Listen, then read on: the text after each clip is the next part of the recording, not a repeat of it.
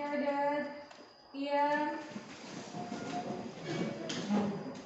ihtiram. Assalamualaikum warahmatullahi wabarakatuh. Waalaikumsalam warahmatullahi wabarakatuh. Jurus. Ayyuha talibat, qabla ta'allum, hayya bina Allah ta'ala. Bismillahirrahmanirrahim. Rabbi shrah li sadri wa yassir li amri. Rabbi shrah li sadri wa yassir li amri. Wahlul 'uqdatam min lisani yafqahu qawli. Shadaqallahul 'azim. Para siswa sekalian, pada hari ini kita bertemu kembali dalam pelajaran fikih, ya, pelajaran fikih. Nah, dalam pelajaran fikih ini yaitu tentang pembahasan kita, yaitu pembahasan pernikahan dalam Islam, ya. Pernikahan dalam Islam. Pernikahan dalam Islam ini ada sebagai perbandingan dengan pernikahan-pernikahan yang di luar Islam, sehingga perlu kiranya para siswa sekalian belajar tentang hukum pernikahan. Nah, dalam kali ini kita belajar akan menggunakan sebuah metode pembelajaran, yaitu metode jigsaw, ya, metode jigsaw. Dalam metode pembelajaran ini nanti difokuskan para siswa semuanya belajar efektif, aktif, ya, kondusif, belajar di kelompoknya. Nah, media pembelajaran yang kita gunakan dalam metode jigsaw ini, satu, kita menggunakan media buku paket, ya, buku paket sesuai dengan anjuran dari pemerintah fikih KMA 183, ya, yang sudah ada siswa semua sudah di bawah semuanya. Kemudian juga media pembelajaran kita akan menggunakan media internet. Nanti para siswa searching, ya, bisa mencari materi-materi pembelajaran sebagai pelengkap, ya, sebagai pelengkap daripada ada yang di buku paket tersebut. Baik para siswa sekalian, tadi sudah disampaikan bahwa pelajaran kita ada belajar dengan kelompok, maka terlebih dahulu kita akan membagi kelompok, ya. Dalam membagi kelompok, Pak Latif akan membagi kelompok menjadi 3 kelompok. Maka para siswa berhitung dari 1, 2, 3, kemudian diulang lagi 1, 2, dan 3, ya. Baik, kita ulangi, silakan berhitung siswa dari sebelah kiri Pak Latif. 1, 2, 3, 1, 2, 3, 1, 2, 3, 1. 2, 3. Baik, itu. Kemudian yang 1, kelompok yang angka 1 bergabung dengan 1, 2 kedua, 3 dan ketiga. Baik, silakan bentuk kelompoknya. Terus sekalian, dalam pembelajaran hari ini ada beberapa indikator, ada beberapa tujuan pembelajaran yang harus dicapai oleh siswa, ya. Mohon diperhatikan, pertama para siswa harus memperhatikan kompetensi dasar, ya, kompetensi dasar yang harus dikuasai oleh siswa. Pertama, nanti para siswa setelah mempelajari materi tentang fikih pernikahan ini, buka halaman 93, halaman 93 di buku paket. Para siswa ini bisa atau mampu menghayati hikmah dan ketentuan Islam tentang pernikahan. Harus tahu hikmah pernikahan. Hikmahnya apa nih di pernikahan? Misalkan hikmah pernikahan 1, 2, 3 bla bla bla, ya, hukum pernikahan, hikmah pernikahan. Kemudian juga harus tahu dong juga ketentuan-ketentuan dalam pernikahan. Nah, nanti kita bahas per kelompok, ya. Kemudian juga para siswa harus mampu mengamalkan sikap taat. Taat kepada siapa? Taat kepada Allah Subhanahu wa Ta'ala. Taat beribadah, taat beribadah, taat sholat, ya, taat beribadah, taat sholat, kemudian taat dengan ibadah-ibadah yang lainnya, termasuk juga taat kepada orang tua. Ini harus digambarkan, harus diaplikasikan, harus diamalkan oleh para siswa sekalian. Nah, dan juga para siswa juga harus bertanggung jawab sebagai implementasi dari pemahaman ketentuan perkawinan dalam hukum Islam dan perundang-undangan. Ini siswa juga harus bertanggung jawab. Cermin dari tanggung jawab. Misalkan apa tanggung jawabnya? Tanggung jawab di sekolah di sekolah itu sudah terbentuk daftar tiket harian, kebersihan, dilaksanakan. Kalau bisa melaksanakan tiket itu sudah menggambarkan rasa tanggung jawab. Kemudian nanti tanggung jawab di rumah. Di rumah sudah bagi tugas ke orang tua. Anak ke satu tugasnya misalkan nyapu bagian depan, anak kedua nyapu bagian tengah, anak ketiga misalkan bagian mengepel. Kalau semuanya sudah dikerjakan berarti semua sudah bertanggung jawab. Itu para siswa harus bisa bertanggung jawab melaksanakan hasil daripada pemahaman dari pelajaran hari ini. Kemudian juga para siswa mampu menganalisa. Nanti menganalisa hukum perkawinan, ya, menganalisa, meneliti apakah ini pernikahan sesuai dengan hukum Islam ataupun tidak. Itu para siswa mampu seperti itu. Kemudian para siswa pun juga harus ada sebuah indikator pencapaian. Jadi nanti siswa paham hari ini ada indikator apakah siswa sudah mencapai atau tidak, paham atau tidak. Ada indikatornya nanti paham siswa ini adalah yang yakin ya.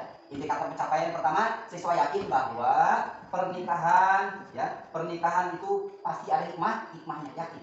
Ya. Jadi nanti makanya jangan kalau misalkan dengan nikah jangan ragu, pasti segala sesuatu ada hikmahnya. Kemudian juga menyebarkan hikmahnya, menyampaikan informasi hikmah pernikahan kepada yang lainnya. Supaya apa? Nikah itu kan nanti datang punya sunnah. Jadi supaya orang yang belum nikah, dia termotivasi. Enak ya nikah itu bisa baik hikmahnya, dia termotivasi. Baik para siswa sekalian, yang terakhir tujuan. Nah ini tujuan terpenting. Para siswa semuanya berangkat ke sekolah, melangkahkan kakinya ke sekolah, pasti semuanya mempunyai tujuan. Tujuan dari rumah ke sekolah, tujuannya adalah untuk belajar. Di dalam belajar ini kita full dari misalnya dari pagi sampai siang. Nah, setiap materi pelajaran, setiap mata pelajaran itu adalah ada tujuan pembelajarannya harus dicapai, harus dikuasai oleh para siswa. Dalam materi pernikahan dalam Islam, para siswa adalah tujuannya ada satu misalkan paham betul, mengerti tentang pengertian nikah, baik menurut bahasa ataupun istilah. Begitu juga harus paham, harus mengerti tentang pengertian pernikahan menurut perundang-undangan negara Indonesia. Kemudian juga para siswa sekalian, tujuan pembelajaran harus paham betul tentang rukun dan syarat nikah. Kemudian tentang hukum pernikahan dan macam-macam pernikahan. Nanti kita akan bahas dalam kelompok. Baik, itu para siswa sekalian sebuah indikator mudah kompetensi dasar dan tujuan yang harus dicapai hari ini. Baik para siswa, kita akan selanjutnya akan belajar kelompok ya. Ada belajar kelompok. Pertama sudah kita bagi 3 kelompok, maka satu kelompok ada tugas masing-masing atau mencari materi pembelajaran. Sebelumnya Pak bagikan dulu, tiap siswa nanti dikasih 2 kertas, ada kertas A dan kertas B. Untuk kertas A itu adalah untuk kertas di kelompok masing-masing untuk menulis materi yang didapat baik dari buku paket ataupun dari internet. Kemudian untuk kertas B itu adalah untuk mencari informasi materi pelajaran ke kelompok yang lain, ya, ke kelompok yang lain. Jadi nanti ada 2 sesi. Sesi pertama adalah belajar kelompok. Sesi yang kedua nanti ada satu orang tiap kelompok mengutus ke kelompok yang lain. Paham semuanya? Paham nggak? Baik, terima kasih. Baik, kita baikkan. Belajar fikih munakahat. Oh ya. Kelompok pertama tugasnya adalah mencari tentang pengertian pengertian pernikahan, ya, baik menurut bahasa, istilah dan juga perundang-undangan. Baik, ini untuk kelompok 1. Kelompok 2 ini membahas tentang hukum pernikahan. Baik, hukum pernikahan. Kelompok 3 akan mencari tentang macam-macam pernikahan, ya, macam-macam pernikahan. Baik, silakan dimulai.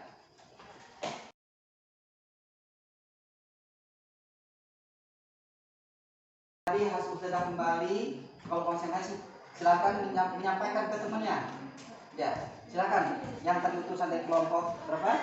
2, silakan dibacakan ke temannya, dibacakan ya. Dibaca hasilnya, dibacakan. Dari kelompok 3 dan kelompok 2, dari kelompok 1 silakan dibacakan ke teman-temannya supaya tahu diskusi ya, dibacakan, silakan. Yang keras nggak apa-apa, yang keras. Ya, dibacakan hasil dari kelompok temannya.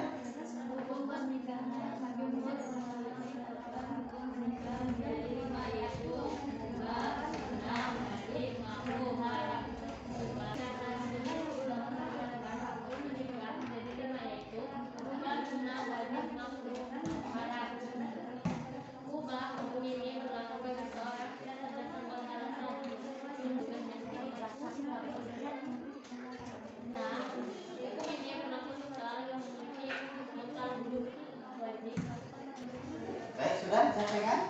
Baik. Baik para siswa sekalian, selanjutnya para siswa terkelompok sudah belajar di kelompok masing-masing dan juga sudah mencari informasi kelompok yang lainnya. Untuk selanjutnya kita melihat presentasi atau para siswa tiap kelompok mempresentasikan hasil belajar di kelompok masing-masing. Sudah siap ya? Baik, siap. Kita awali dari kelompok 1. Silakan menyampaikan hasil belajarnya. Ya, dari kelompok 1. Assalamualaikum warahmatullahi wabarakatuh. Waalaikumsalam warahmatullahi wabarakatuh. Bapak guru yang saya hormati dan teman-teman yang saya banggakan. Saya perwakilan dari kelompok 1 akan mempresentasikan hasil diskusi kelompok kami, yaitu tentang pengertian pernikahan menurut bahasa dan menurut istilah dan perundang-undangan. Pengertian pernikahan menurut bahasa di dalam Islam yaitu berasal dari kata nakaha yankihu yang berarti kawin. Sedangkan menurut istilah, nikah adalah ikatan suami istri yang sah menimbulkan akibat hukum dan hak serta kewajiban bagi suami istri. Adapun pernikahan dalam Undang-Undang Perkawinan Nomor 1 Tahun 1974 ialah ikatan lahir batin antara seorang pria dengan seorang wanita sebagai suami istri dengan tujuan untuk membentuk keluarga yang bahagia dan kekal berdasarkan ketuhanan yang Maha Esa. Dan adapun menurut para ahli seperti Profesor Surupsi, perkawinan adalah ikatan pertalian yang sah antara seorang laki-laki dan seorang perempuan untuk waktu yang lama. Dan tujuan pernikahan ini yaitu untuk mewujudkan keluarga yang sakinah, mawaddah dan warahmah. Dan yang dapat saya sampaikan, wassalamualaikum warahmatullahi wabarakatuh. Waalaikumsalam warahmatullahi wabarakatuh. Kasih hapus untuk kelompok 1. Bagus sekali tadi kelompok 1 sudah menyampaikan hasil presentasinya tentang pengertian pernikahan menurut bahasa istilah, kemudian juga menurut perundang-undangan. Sudah baik sekali. Lanjut kepada kelompok 2. Silakan. Assalamualaikum warahmatullahi wabarakatuh. Waalaikumsalam warahmatullahi wabarakatuh. Bapak guru yang terhormat dan teman-teman sekalian yang saya banggakan. Saya perwakilan dari kelompok 1 akan mempresentasikan hasil dari kelompok 2, maksudnya akan mempresentasikan hasil diskusi kelompok kami, yaitu tentang hukum-hukum pernikahan. Jumhur ulama menetapkan hukum pernikahan menjadi 5. Yang pertama, mubah. Hukum pernikahan menjadi mubah berlaku bagi seseorang yang tidak terdesak oleh alasan-alasan yang mewajibkan nikah dan mengharamkannya. Yang kedua, sunnah. Hukum nikah menjadi sunnah berlaku bagi seseorang yang memiliki bekal untuk hidup berkeluarga, mampu secara jasmani dan rohani untuk menyongsong kehidupan berumah tangga, dan dirinya tidak khawatir terjerumus dalam praktik perzinahan. Sebagaimana sabda Rasulullah SAW yang berbunyi, "Ya ma'asyarus syababi man istata'a minkumul ba'ata falyatazawwaj, wa man lam yastati' fa 'alaihi bis-shaumi fa innahu lahu wija'un." Yang artinya, hai kaum pemuda, apabila di antara kamu puasa untuk kawin, maka kawinlah, sebab kawin itu lebih puasa untuk menjaga mata dan kemaluan. Dan barang siapa tidak puasa, hendaklah ia berpuasa, sebab puasa itu jadi penjaga baginya. Hadis riwayat Al-Bukhari dan Muslim. Yang ketiga, wajib. Hukum nikah menjadi wajib berlaku bagi siapapun yang telah mencapai kedewasaan secara jasmani dan rohani, memiliki bekal untuk menafkahi istri, dan khawatir dirinya akan terjerumus dalam perbuatan keji, zina, jika hasrat kuatnya untuk menikah tidak diwujudkan. Yang keempat, makruh. Hukum nikah menjadi makruh berlaku bagi seseorang yang belum mencapai bekal untuk menafkahi keluarganya, walaupun dirinya telah siap secara fisik untuk menyongsong kehidupan berumah tangga. Dan ia tidak khawatir terjerumus dalam praktik perzinahan hingga datang waktu yang paling tepat untuk dirinya. Yang kelima, haram. Hukum nikah menjadi haram berlaku bagi seseorang yang menikah dengan tujuan menyakiti, mempermainkan, serta memeras hartanya. Mungkin hanya itu saja. Wassalamualaikum warahmatullahi wabarakatuh. Waalaikumsalam warahmatullahi wabarakatuh. Selanjutnya silakan kepada kelompok 3 untuk menyampaikan presentasinya.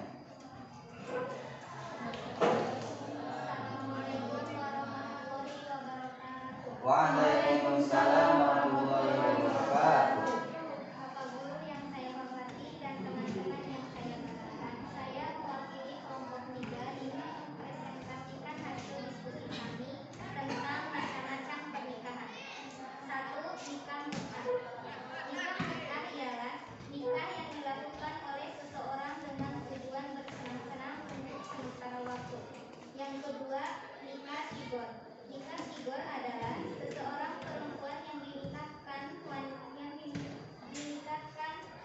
walinya dengan laki-laki lain tanpa mahar, dengan perjanjian bahwa laki-laki itu akan menikahkan wali perempuan tersebut dengan wanita yang berada di bawah perwaliannya. Yang ketiga, nikah tahlil. Nikah tahlil adalah seorang suami yang mentalak istrinya yang sudah ia terima agar bisa dinikahi lagi oleh suami pertamanya yang pernah menjatuhkan talak nikah kepadanya. Yang keempat, nikah beda agama.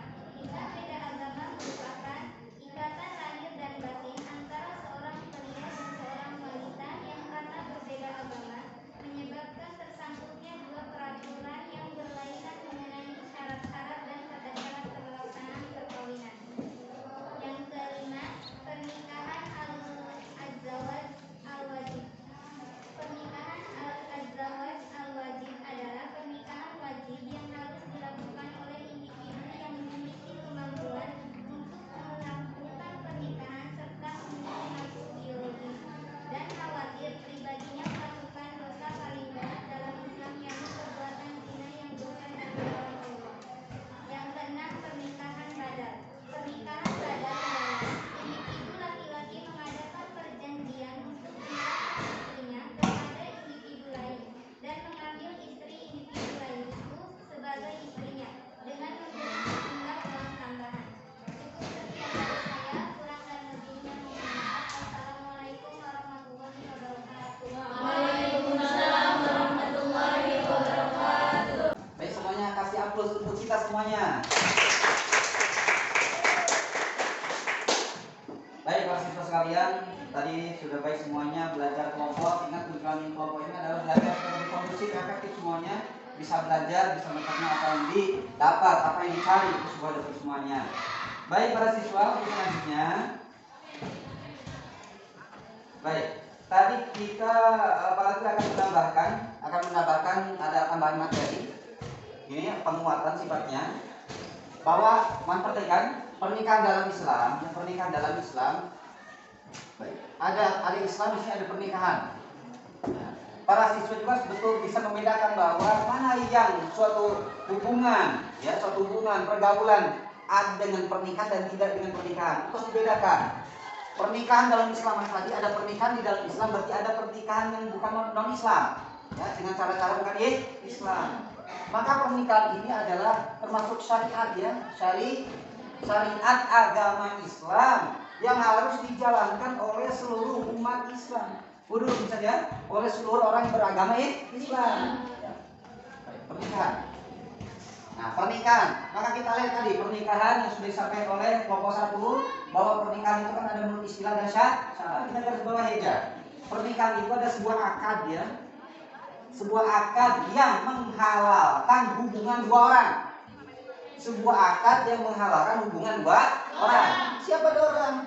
Laki-laki dan perempuan. Dibalut dengan pernikahan, ya, tentunya dengan memenuhi beberapa syarat dan rukun. Lihat,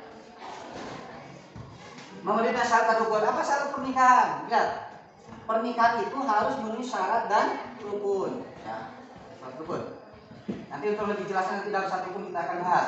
Yang jelas rukun itu rukun yang terpenuhi. Satu, harus ada calon pengantin, laki-laki dan perempuan. Yang kedua, harus ada nama yang menikahkan, namanya wali nikah, atau misalnya di sini orang tua perempuan. Kemudian juga harus ada saksi. Berapa saksinya? Ada 2 orang saksi. Walaupun misalkan sebetulnya orang yang hadir itu saksi pernikahan semuanya, tetapi yang saksi muayyan adalah 2 orang. Kemudian yang keempat, harus ada namanya ijab kabul, setelah terima. Yang terakhir harus ada namanya mahar pernikahan. Nah ini, jadi pernikahan adalah akad yang menghalalkan hubungan 2 orang laki-laki dan perempuan dengan memenuhi rukun nikah dan syarat nikah. Maka apabila pernikahan itu tidak terpenuhi baik syarat dan rukun, maka nikahnya tidak jadi ataupun batal. Baik. Para siswa sekalian, kemudian juga pernikahan itu juga diperbolehkan artinya menyesuaikan adat kebiasaan di daerah masing-masing. Ada dalam pernikahan di situ ada saweran, itu ada adat. Ada saweran, ada apa nyanyi itu apa namanya? Ngawin ya. Ini sawer sambil ngawin, tapi ngawinnya bukan lagu Jawa. Ngawinnya bukan dangdutan, tapi ngawinnya adalah sholawat. Gunjreng, itu ada adat semuanya. Kemudian juga misalkan dalam mahar, itu adat. Bagaimana adat? Ya disesuaikan dengan kebiasaan. Kebiasaan misalkan untuk di Banten maharnya biasanya mungkin 10 gram atau 15 gram, maka disesuaikan. Ada di daerah lain misalkan mahar itu cuma misalkan 20.000, 50.000. Is oke ya, nggak ada masalah. Yang penting dalam pernikahan harus ada mahar. Jangan sampai tidak ada mahar. Nah, kalau misalkan memberatkan, ada nggak punya emas, nggak bapak, mahar itu boleh dengan sebuah baca sholawat. Udah saya nikah dengan maharnya ada baca sholawat. Ya. Kemudian juga bisa baca kuhu 3 kali, bisa saja. Yang penting tadi syarat rukun semuanya terpenuhi. Bisa coba begini. Contohkan begini nih, ada si A dan si B, ya. Kita nikahkan misalkan si Dede di si Dedi, ya. Dede dan Dedi misalkan. Perempuannya Dede, laki-lakinya Dedi. Maka si Dedi ini dinikahkan dengan si Dedi. Kata orang yang menikahkan, Dedi, saya nikahkan kamu dengan anak saya yang bernama Dede dengan mas kawin baca sholawat 5 kali kontan, seret. Saya terima, sah, ya, sah. Jadi pernikahan itu nggak mesti dengan maharnya uang, boleh dengan yang lainnya. Atau hutang, boleh hutang. Saya nikahkan kamu dengan anak saya dengan mahar 2 ekor sapi, hutang. Sah, hutang boleh hutang. Ya. Atau baca sholawat 1000 kali dicicil, sah. Kalau 1000 boleh ya. Sah. Baik, itu penguasa. Kemudian tadi para siswa semuanya, ini ada hukum pernikahan. Hukum pernikahan ini yang perlu diperhatikan nih. Pada era sekarang kita mengenal ada yang pernikahan dini, lulus SD udah nikah, ada lulus SMP nikah, lulus SMA nikah. Itu masuk kategori hukum yang mana? Maka sesuai dengan yang dibahas oleh kelompok 2, tadi pernikahan itu ada hukumnya ada berapa? Ada 5. Satu hukumnya adalah mubah. Ya, mubah. Yang kedua ada sunnah. Yang ketiga ada wajib, ya. Yang keempat ada makruh, ya. Yang kelima ada haram. Ini masuk kategori mana? Kalau siswa misalkan belum beres sekolah kok mau nikah, itu masuk kategori mana gitu kan? Kalau orang mubah, dia menikah tanpa ada desakan untuk menikah. Tidak ada desakan kewajiban untuk menikah. Dia orang fine-fine saja, tapi nikah aja. Itu boleh, tidak ada desakan untuk wajib menikah boleh.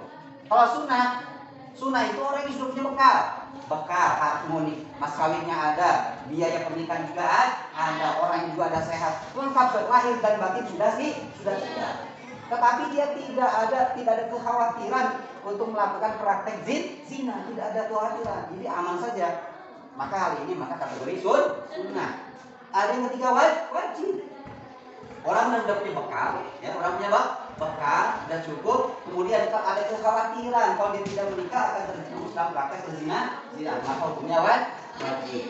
Makruh nikah yang tidak punya bekal. nggak punya apa-apa pengen nikah. Nikah itu kan perjalanan panjang, perjalanan ke keluarga ya, yang begitu panjang, dan juga ada tujuan pernikahan yang dicapai.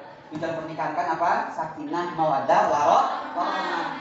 Pernikahan kebahagiaan, harmonis, tentram, penuh dengan kasih sayang. Ya, itu pernikahan. Kalau misalkan pernikahan yang makruh ini, dia punya keinginan doang, ingin nikah, tapi tidak punya bekal, belum punya pekerjaan, masuk dalam kategori makruh. Yang lebih parah adalah hukum nikah ada haram. Haram bisa nikah, haram menikah. Nikahnya bisa haram. Apa? Dia menikah dengan tujuan untuk menyakiti, dengan tujuan untuk balas dendam, dengan tujuan untuk memalukan keluarga. Ada tujuan-tujuan yang negatif. Maka pernikahan itu haram untuk dilakukan. Tidak sah pernikahannya. Baik para siswa sekalian, itulah penguatan dari Kalatif hari ini tentang materi pernikahan di dalam Islam. Baik, mari kita simpulkan. Kesimpulan ini silakan dari siswa untuk mencoba menyimpulkan. Silakan dari siswa untuk menyimpulkan materi hari ini. Silakan berdiri. Assalamualaikum warahmatullahi wabarakatuh. Waalaikumsalam warahmatullahi wabarakatuh. Bapak guru yang terhormat dan teman-teman sekalian yang saya banggakan, pada kesempatan kali ini saya akan menyimpulkan materi pembelajaran fikih yang berjudul Pernikahan dalam Islam. Pengertian pernikahan dalam Islam menurut bahasa berasal dari kata nakaha yankihu yang berarti kawin. Sedangkan menurut istilah adalah sebuah akad yang menghalalkan pergaulan seorang laki-laki dan perempuan dengan memperhatikan syarat dan rukun nikah dengan tujuan untuk mewujudkan keluarga yang sakinah, mawaddah, dan warahmah. Adapun syarat dan rukun nikah ada 4. Yang pertama, ada calon suami dan istri. Yang kedua, ada wali nikah atau orang dari perempuan. Yang ketiga, ada 2 orang saksi. Yang keempat, ijab kabul. Yang terakhir, ada mahar. Mungkin hanya itu saja yang bisa saya sampaikan. Kurang dan lebihnya mohon maaf. Assalamualaikum warahmatullahi wabarakatuh. Waalaikumsalam warahmatullahi wabarakatuh. Baik, kesimpulan hari ini tadi ya. Kesimpulan materi hari ini tadi juga ada macam-macam pernikahan. Baik, sebelum kita akhiri ada pertanyaan Pak siswa? Ada pertanyaan, silakan. Yang bertanya? Ada? Baik. Ada pertanyaan nggak? Yang tanya? Baik, tidak ada? Baik. Selanjutnya para siswa sekalian, sebelum hari pelajaran diakhiri, ada beberapa evaluasi hari ini.